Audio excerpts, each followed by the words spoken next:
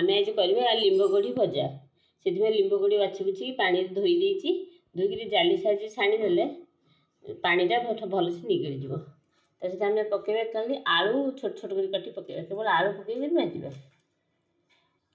बर्तमान आम कड़े बसैले तेल पकईले लंका पकईले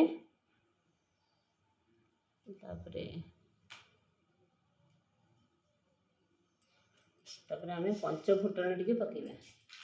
पंचफुटन टे पकईले भल बास्ना हुए और भल टेस्ट हुए।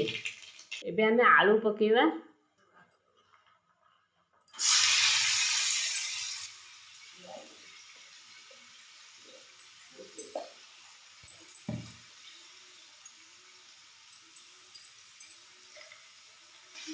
हलदी लुण टे पकई घोड़े कि समय टिके घोड़े टे भाजी गले भाजी गले आम पकईबा लिंब कोड़ी।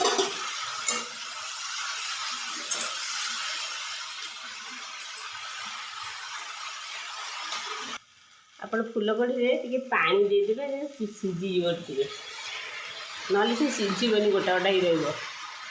देखो जब लिंब कोड़ी प्रिपेयर हो गला के सुंदर देखा आम